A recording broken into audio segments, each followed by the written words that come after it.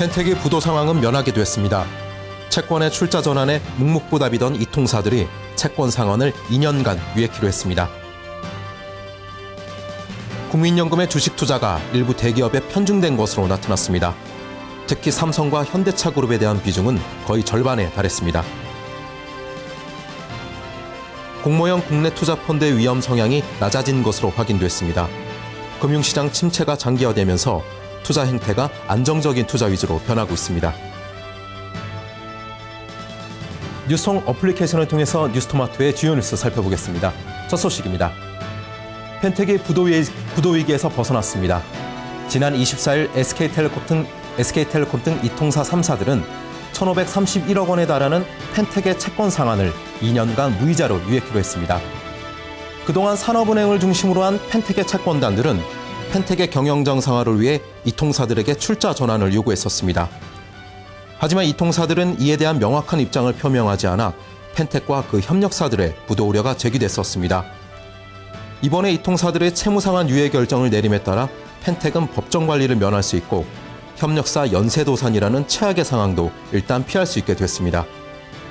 당장의 급한 불은 끈 펜텍은 워크아웃을 재개해 경영 정상화 계획을 실행해야 합니다.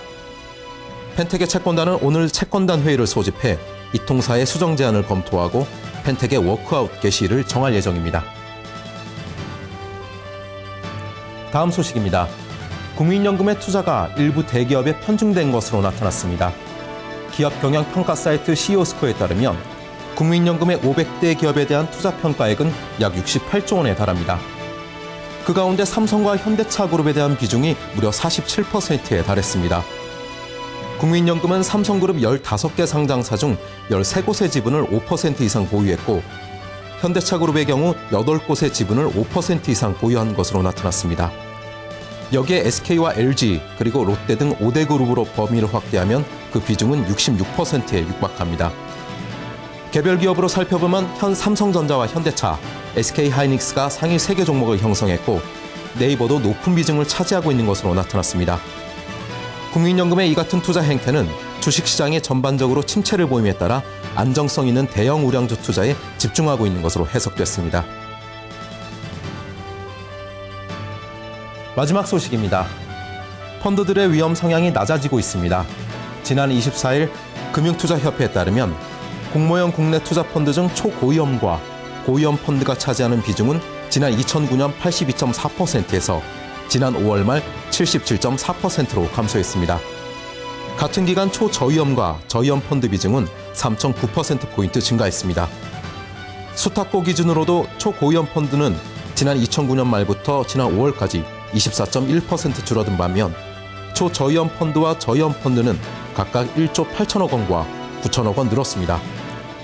금투협 관계자는 경기와 금융시장 침체가 장기화됨에 따라 안정적인 투자 위주로 변하고 있다고 설명했습니다. 한편 업계도 저위험 펀드 중심으로 상품을 출시하고 있는 것으로 나타났습니다. 올 들어 새로 설정된 305개 펀드 중 설정액 1,000억 원 이상의 펀드들은 대부분 채권형과 혼합형 등 안정적인 상품들이었습니다. 지금까지 뉴스통 어플리케이션을 통해서 뉴스토마토의 주요 뉴스 살펴봤습니다.